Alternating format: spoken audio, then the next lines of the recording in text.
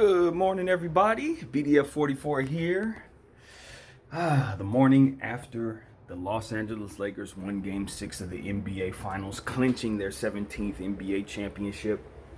I tell you, man, last night for me personally, I was at work and one of my guards walked up to me and simply said, "Hey, man, you know your team won." And that's how I found out we won the championship. So it was a very unique experience for me in terms of just experiencing this championship. But boy, did it feel good to know that we won, and then it felt amazing to come home and watch it. I stayed up till 3:30 in the morning celebrating that championship, man, and watching everything that I had to do that came along with it. And there's so much to unpack, so much to talk about. The game itself wasn't really a spectacular game because the Lakers blew it open from the jump. By halftime, we were up by 28 points. At one point, we were up 71-34 or something like that. So the game was never close. But the Miami Heat, of course, in Miami Heat fashion, did find a way to make the score respectable, and I think the Lakers ended up winning by 13 or 15 points. LeBron James was fantastic, as usual. Anthony Davis was fantastic, as usual, especially on the defensive end. He had one of his marquee defensive games. He was just everywhere all the time. KCP continued to play hot. What an incredible playoffs for that young man. Rondo was absolutely amazing last night. Bounced back tremendously from a bad game and hit just about every shot he took. Made almost every play he tried to make. Just about everything he attempted to do last night was a success, and the Lakers were victorious. It was so good to see guys get rings. Dwight Howard winning a championship ring, saying don't forget, don't give up, don't never let people tell you what you can't do, don't give up on your dreams. That story was amazing. It's just a whole lot of good that came along with that. Of course, you want to give credit to Jimmy Butler and the Miami Heat, Eric Spoelstra, Pat Riley, Duncan Robinson, Kendrick Nunn, those guys, Jay Crowder, UD. Obviously, Iguodala. I want to give a special shout out and kudos to Bam Adebayo for stepping into his own. Obviously, want to talk about Goran Dragic because he gave it his all and actually came back, scored 5 and 5 yesterday, somehow on a ripped up foot plantar. And so you want to give credit to guys who showed championship level respect for the game, for the craft, for what it is that they love to do, and at the highest level with the respect that they had to be in that bubble, live uncomfortably, be away from their families, take a step away from some of their personal business ventures and things of that nature, the sacrifices they had to make on a personal level to assure that the bubble was secure. It was just a lot of things that had to go right in the NBA. Walked away with a champion and 0 COVID positive tests. So to say that this was a success, absolute understatement. It's one of the greatest things that's ever been accomplished in sports, and I'm very, very proud of the league and, of course, for my team winning the championship and giving us one more reason to celebrate as Laker fans, reminding us why being a Laker fan is indeed the best thing to be in sports. I want to give a shout out to Magic Johnson, Rob Pelinka, Jeannie Buss, of course, the entire Buss family for just continuing to do what they need to do to ensure that this team is in the position that they're in.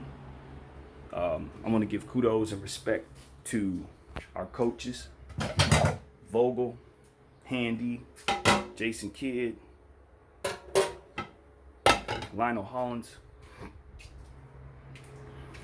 anyone else that I may be remissing to speak on in part of that organization. As a fan, I just want to thank you guys personally for making this a memorable experience for us, for giving us number 17, having us tie with the Celtics, for honoring the great, the absolutely and utterly great, who brought us 5 NBA championships of his own, who gave us his blood, sweat, and tears for 20 years, and even made sure that he gave to the game before he left this earth by mentoring many players such as Kyrie Irving, dude from the Celtics, Jason Tatum, our very own Kyle Kuzma, LeBron James, Kevin Durant, and countless others that know what the Mamba mentality is all about, because he made sure to leave a legacy that's undeniable. I want to make sure that everybody understands that this championship, in my mind, I'd throw this championship away if we could bring back Kobe Bryant and his daughter.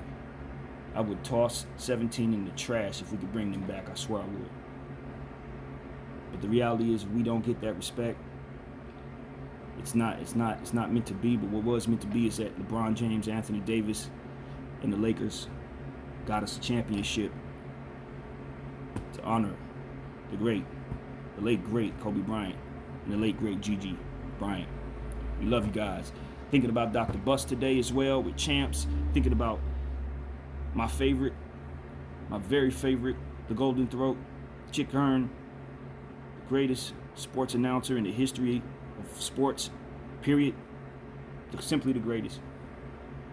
We love you guys, man. This is what it's all about. When you're talking about NBA championships, you're not talking about just getting to the promised land. You're talking about defeating the team that's there next to you. And the Lakers did that. The Miami Heat brought it. They gave us 6 hard-fought games. They scared us. They took more from us than anybody else. Jimmy Butler, I never would have dreamed that the Miami Heat would be the most difficult team we had to face. Matchup-wise, it was the second weakest matchup I think we would have to face. Some would say that a healthy Portland could probably give Miami a 7-game series themselves, and we knocked them off in the first game, in the first series. We had a lot of things going our favor. Injury issues, some balls bounced the right way, some guys played outside of themselves. But ultimately, when you have the greatness of 2 pantheon, amazing great players like Anthony Davis and LeBron, and you have a coach who has his head on straight, who's even keel at all times, who makes sure that his team is on the same page, who makes sure that he's careful to make adjustments, and he doesn't just sit there and just let the bleeding go, or doesn't sit there and call weirdo timeouts and stuff like that. He's a very, very sound mind to have running your coaching staff, and an unselfish guy that would allow others to share in helping mold this team.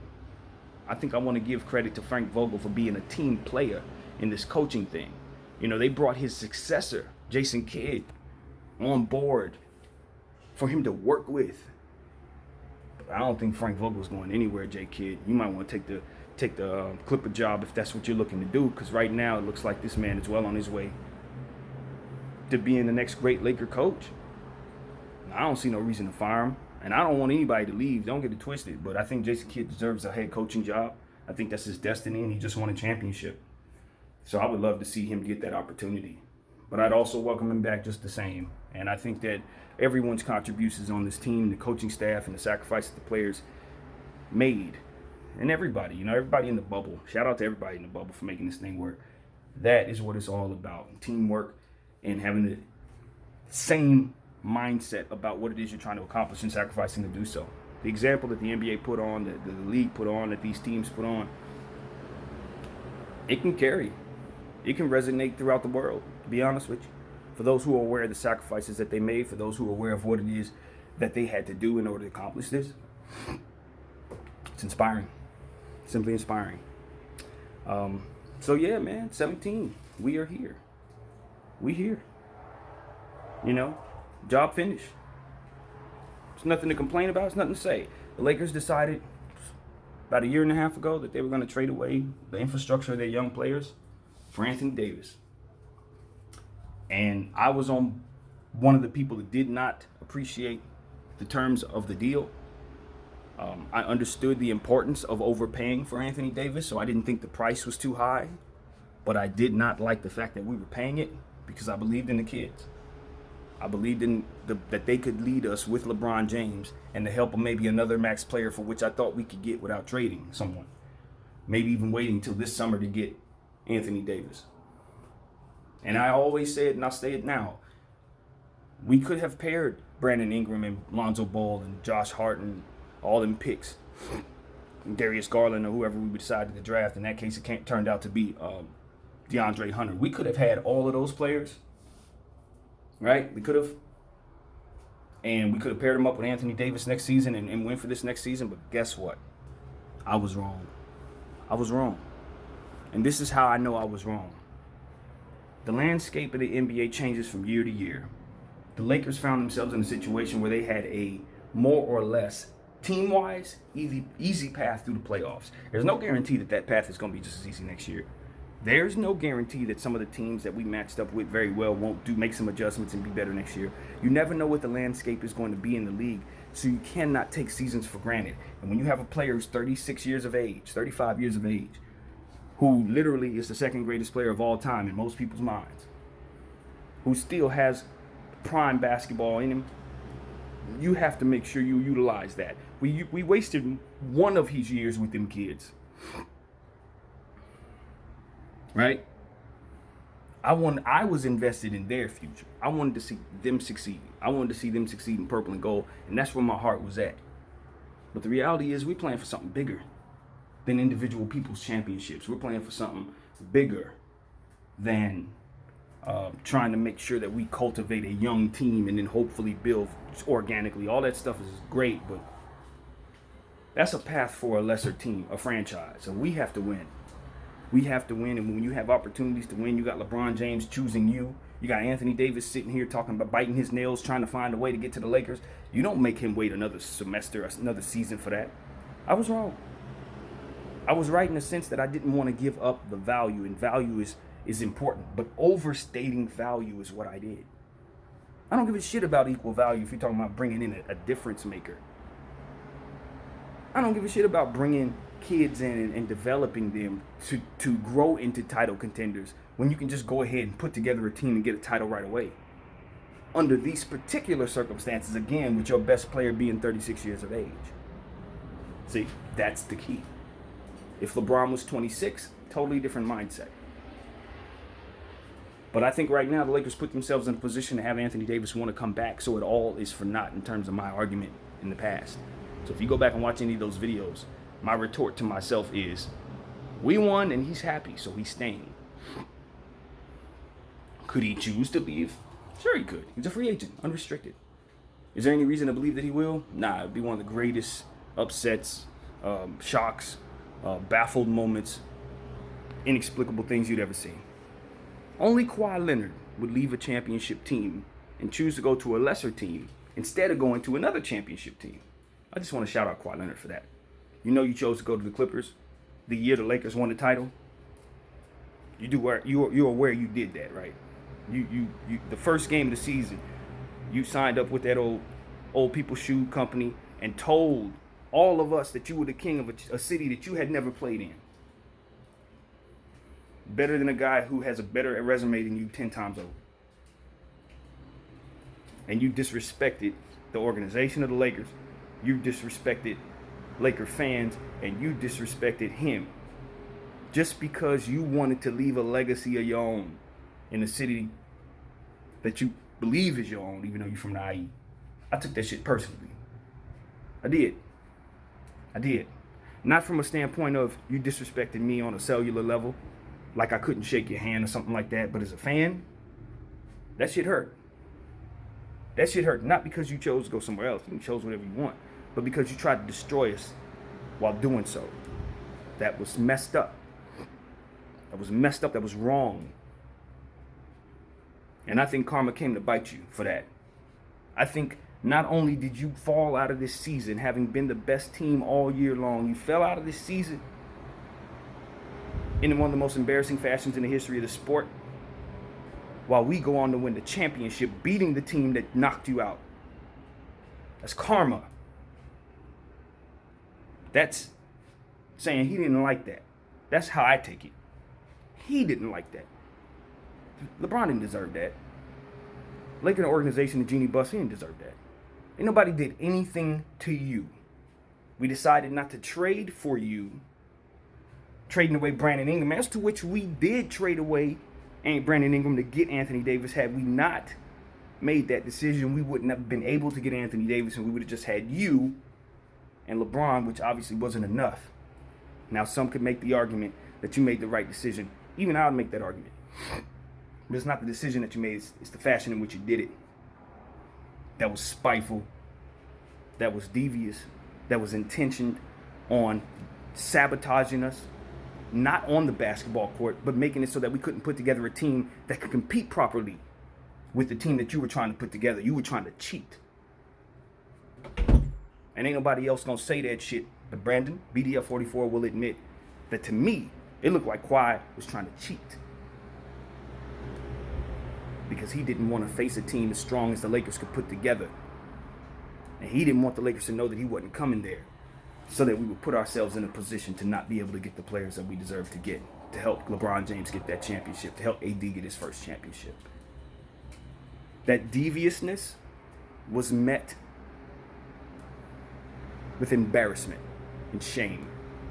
Let that be a lesson to everybody in sports and out. When you do people wrong, it come back to you tenfold. You would have been a champion if you would have made the right decision. But you chose Paul George over Anthony Davis and LeBron James. And quite frankly, you did it the year they won the championship. Congratulations, Kawhi Leonard. You played yourself. Enjoy that Clipper lore, bro. That's all I got for that. Now, as far as everybody else, those who said the Lakers weren't going to do it, everybody who said LeBron James was coming here just to make movies, he wasn't serious about playing basketball. You know what I'm saying? There was a lot of y'all out there saying he wasn't here to play no ball. For y'all counting out Dwight Howard, I was one of them. Mud on my face. I counted Dwight Howard out several years back. We eat dirt. We eat crow today. For those who were counting out Rajon Rondo, we eat crow today. It's that simple. Shout out to Jared Dudley. Many years you've been at this, man. You got your ring, bro. Congratulations. Shout out to Quinn Cook. Just winning championships everywhere you go, bro. Everywhere you go. It must be nice. Same thing with JaVale. Everywhere you go, man. Started off people making fun of you, calling you this, calling you that, saying you wasn't smart, all this. What the man go and do? Win championships, end his career. He's still going. Don't get it twisted. He ain't quit. But I'm just saying, 3 rings in like 4 years. Yeah, that's JaVale. The same guy that y'all made fun of. Same guy that y'all was saying couldn't get right. Shaq and the Fool legend. Shaq. He got 3 rings, bro. He's one off from you. Yeah, JaVale. One off from you, bro. Real talk. Shout out to Shaq, by the way, for everything you've done for us. I love you to death, bro. Ain't no way I'm gonna mention Laker lore without mentioning the 3 that you've given us and the 4 that you've done. You know, I ain't got no disrespect for Shaq. It ain't nothing but love. He right up there with Kobe for me. I mean, those are my heroes, bro. But when it comes to this JaVale McGee thing, I didn't rock with him. I didn't like how that went down. I did appreciate that he eventually made right, but I didn't really like making fun of JaVale like that. But once we realized JaVale was sticking up for himself, everybody respected him. And I still want to acknowledge that personally here as well. That was inspiring. When you have somebody make fun of you for so long, you just step up and say, you know what, I know you're greater than me. I can never match your resume. I can never, nothing. But I really would appreciate if you just lay off me, because I'm a real professional. I'm doing the best I can. How do you not respect that? And that's essentially what the man was saying. And he's been winning ever since. Yeah. Danny Green. 3 championships, 2 back-to-back. Did he have his struggles? Yes. All of y'all who was threatening his wife, I don't rock with none of y'all. Anybody that was threatening his wife, threatening his family because he missed a basketball shot, you need to just go ahead and leave my page. I ain't with you. You ain't with me and I ain't with you. We do not do that here. Whatever I say about a sports figure, we leave that in the category of sports. We are not going to take that to somebody's family. We're not going to take that energy outside of this arena. Even when I'm talking to Kawhi about how upset and hurt I was about what he did, I ain't going to bring none of that drama to his personal doorstep. I'm not going to bring no negative energy to that man. Like I said, it wouldn't be me not shaking his hand. This is sports. We need to compartmentalize what it is that we're doing, enjoy what it is that the teams bring to us, and remember that there's real life out there, not to merge the two. So stop that, people. If you got any sense in your head and you're smart enough to understand that that's crazy, don't do it. Don't threaten guys because they don't win basketball games or something stupid like that. And shout out to Danny Green for standing for the right stuff. He is one of the athletes that has continued to make sure that we say their names, that we talk about the root cause of why Black Lives Matters on the floor and things of that nature. The NBA did a fantastic job of listening to the people and giving us what it is that we felt we needed in this time. And Danny Green has been one of the main voices that's kept that message in the forefront of his mouth and making sure that we all remember what's going on out there. So I want to give Danny Green some respect in that regard. Bigger than basketball. Completely bigger than basketball. Shout out to J.R. Smith. I really enjoyed the energy that I saw from J.R. Smith in the championship celebration because he was showing a level of unselfishness. He wasn't celebrating himself at all. He knows that his contributions to this league, this team, obviously were limited based on his minutes. But he was one of the biggest supporters on this team, one of the biggest energy guys on this team. And when it was time to celebrate championships, he was singing praises of Danny Green and Jason Kidd. He wasn't thinking about himself at all. And that type of unselfishness, it's championship stuff, man. It's that simple. Sometimes the contributions guys have on teams aren't limited to what they do on the court. Sometimes it's just about the leadership. It's just about the energy that you provide, the encouragement that you give other players. I've heard Anthony Davis mention how guys stayed on his case and stayed encouraging him and stayed keeping him believing in who he is and who he can be. And, that's the type of camaraderie. One thing I want to point out about these finals is that both of these teams liked playing with one another. Both of these teams were good in the chemistry category. And you talk about putting together championship teams, we can't be light on the importance of teams getting along with one another. You can have all the X's and O's and matchups and all that good stuff, but when the pressure gets tight, you want to be in the trenches with people you get along with. You want to know that the man next to you is going to have your back, et cetera, and that. I think the Miami Heat and the Los Angeles Lakers probably had more so than any other two teams in the league. So I don't think that is a coincidence. These are two teams, real teams. And I think the NBA should look forward to putting together more opportunities to see teams such as the Heat and these Lakers. So much to talk about, man. My God. Number 17, we tied the Celtics. Celtic fans, we respect you guys. We know that you have been the consensus greatest basketball franchise of all time. And we also know that the Los Angeles Lakers are champions this year and have been champions 11 times over in the last, 20, 30 years or whatever. We've won a lot of championships recently. But I want to give some acknowledgement to the other franchise over there. As we've tied them, just say, we respect you guys. We don't like you. We don't love you. In fact, we hate you quite a bit. But there's a level of respect that comes with being a Laker fan, knowing that the Celtics are always on our side, looming and looking to take something from us. Even when we don't face them, we feel like we're battling them. It just doesn't end. And, they got pretty close to the finals, so I know that they're going to be around. I'm not going to sit up here and gloat too much in their faces, knowing that they have a team that can get there. But it does feel good to tie you guys, and the goal is to pass you up. And the goal is to pass you up and continuing to pass you up and never let you catch us again. And that's the beauty of this rivalry. The competitiveness isn't limited to just when the teams see one another. We want to destroy you guys when we're nowhere near you.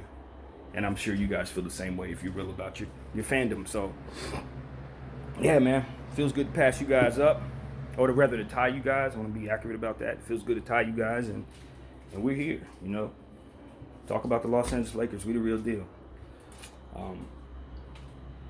Man. I'll probably have to make another video to get some topics and some thoughts that I don't have in my head right now. But I'm so incredibly excited, so incredibly happy the day after a championship win.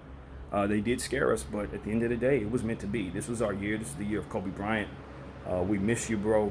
We miss you, Gigi. All the people on the flight and their families. My hearts are with you guys. I don't expect that this is an easy time for anyone who's lost someone in that circumstance.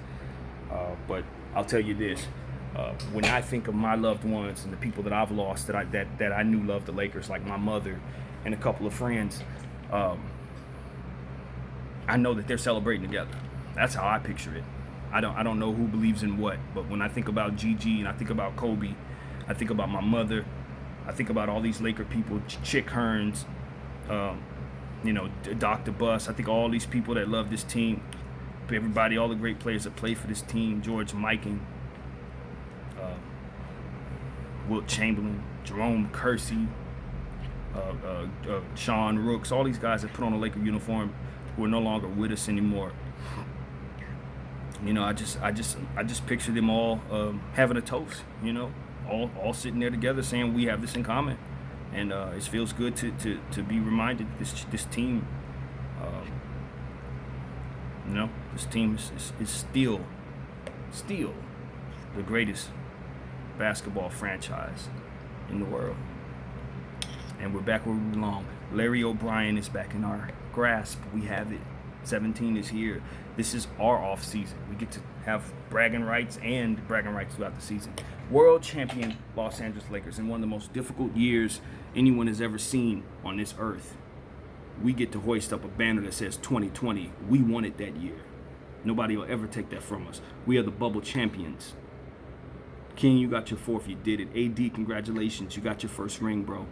Just getting started. There's more to get, and I know you will. Congratulations, Kyle Kuzma, young fella. My concerns, and I don't want to bring any negative energy into this, but my concern is that the championship will make Kyle Kuzma feel like he's done it, like he's won basketball, and I would like to see him get a lot better. So I hope he's not satisfied. I hope he's still hungry. A guy like LeBron James, you see how hard he's fighting with his resume, and he's still sweating. You see a guy like Jimmy Butler out there giving it his all. Young players, you haven't surpassed either one of them. If they have to work hard, you should work harder than them. Simple as that. You should want to. You should see the fruit in doing that. A guy like Kobe Bryant wasn't satisfied in year 17 with the resume he had. A guy like Michael Jordan wasn't satisfied with 5 rings with the resume he had. You need not be satisfied, young players. You need not look up and say, I got a championship, let's sigh of relief. None of that. You can sigh of relief when you retire, when your resume is healthy.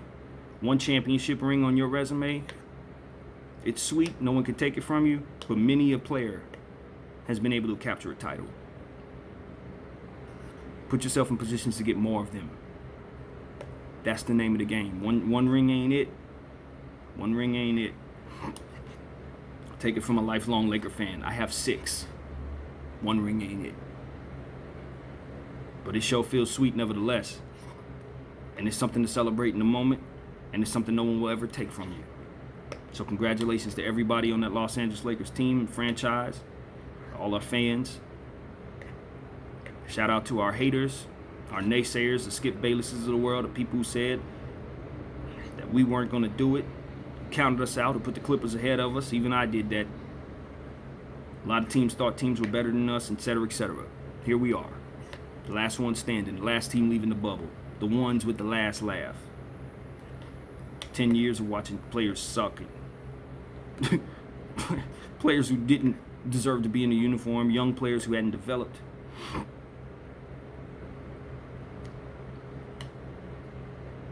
It was all worth it, believe it or not. It was all worth it.